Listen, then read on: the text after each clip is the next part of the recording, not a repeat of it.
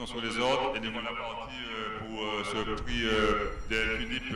Les deux premiers chevaux du premier poteau sont très bien partis, c'est-à-dire les deux chevaux d'Edmond Longeron. C'est tout de suite le numéro 2, c'est-à-dire Cyborg Désir qui prend l'avantage. Côté corde, son compagnon d'écurie, le 1. Tosca de Logis, en troisième position, Camalos de Guez, qui a décidé d'avancer cet après-midi, de ne pas prêter une course d'attente. Et le cheval des 50 mètres, avant le premier passage, le numéro 4, Lucie de Visée, a déjà recollé au basque des premiers. Pour aborder une première fois le premier tournant de la ligne d'en face, les positions sont échangées. C'est toujours ce numéro 2, Cyborg des Îles et M. Jean-Pierre Louis qui a l'avantage. En ses côtés, on retrouve à son extérieur le 3, Camalos de Guez.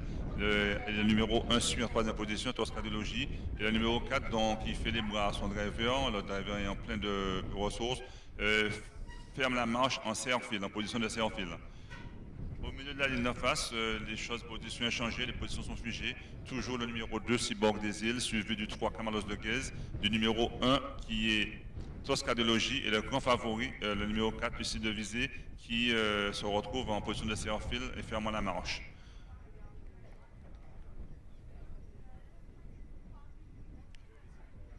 Pour aborder le second tournant de la ligne d'en face, c'est toujours le même, c'est-à-dire les positions sont échangées depuis 300 mètres. C'est le 2, c'est-à-dire Cyborg des Îles, qui mène avec 2-3 secondes d'avance sur le 3 Camalos de Guez, le 1 qui est Cyborg des Îles, et on ferme toujours la marche avec le 4, Lucie de Visée, qui a décidé d'attendre son heure. Les drivers mènent une course, nous sommes très tranquilles. Les choses n'ont pas encore commencé car il reste 2 tours complets de piste à faire. Le parcours est long et vaut mieux ne pas puiser dans ses réserves. Toujours le 2 pour passer une seconde fois devant vous. Ce 2 qui est Cyborg des Îles. En seconde position, le 3, Camalos de Guez. On a assisté à une course très tactique car tout le monde a plein de ressources, mais on ne peut pas encore lâcher les chevaux, comme on dit. C'est toujours le numéro 2 qui mène le train, qui se dévoue pour mener cette allure peu sélective. En seconde position, le 3, Camalos de Guez. Position échangée avec le 1 et le 4 qui ferment la marche. On a assisté à une course très tactique à pratiquement un tour et demi de la fin. On va certainement faire vraiment accélérer lors du money time, c'est-à-dire le dernier tour de piste. Mais c'est toujours le 2 qui mène depuis le début. Personne ne veut le relayer. Le 3, dont le driver est encore bouqué sur ses rênes. On a le numéro 1, le compagnon d'écurie du 2, c'est-à-dire Tosca de Logis, et Usté de Visée qui attend toujours son heure et qui va certainement venir d'un coup. Pour aborder une seconde fois le second tournant de la ligne d'en face, toujours les mêmes, c'est-à-dire positions échangées. Donc on reste sur des positions figées avec le numéro 2 suivi du 3 Camalos de Guez. En troisième position, on retrouve Tosca de Logis et le favori, le numéro 4 maintenant qui commence un peu à allonger le tir, mais ferme toujours la marche.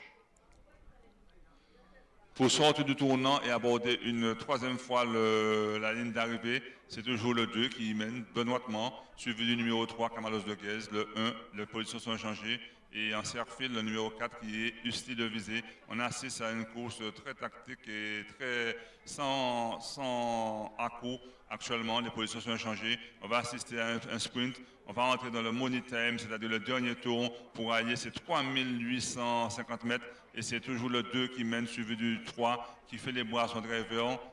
Comme on dit, il marche le 2, mais il n'a pas le passage côté corde. En troisième position, le 1 qui est Tosca de Logis et le favori, le numéro 4 qui ferme la marche. Pour aborder une dernière fois le premier tour de la ligne d'en face, on allonge un peu le tir avec ce numéro 2. Le numéro 3 a plein gaz dans le dos du leader. Le numéro 1 en troisième position et on essaie de se rapprocher avec le 4 ici de Visée qui ferme toujours la marche. Les choses accélèrent sur la conduite du numéro 2, dont maintenant le driver commence à solliciter. Le numéro 3, Camalos de Guez, suit très facilement. Le numéro 1 également là. Et le 4 aussi. Le 4 n'a pas quitté les derniers rangs. C'est ici de Visée. Les choses vont se jouer dans les 600 derniers mètres. Toujours ce numéro 2, le numéro 3 qui suit. On avance maintenant avec le numéro 1 qui est Tosca de Logis. On va passer à se multiplier avec le 4 ici de Visée, mais qui ferme toujours la marge.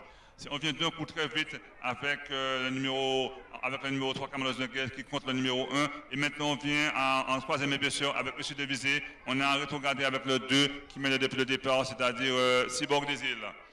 à 350 mètres du poteau, un mano-mano entre le 3 et le 1, mais on vient en troisième épaisseur avec le 4 qui vient comme pour manger ses adversaires. Pour sortir du tournant, il y aura un sprint entre plusieurs concurrents, mais c'est très serré. C'est le numéro 3, Kamalos de Guez qui mène. On est au galop avec Précis de Visé qui promet quelques foulées. C'est le numéro 3, Kamalos de Guez qui va aller en face du succès.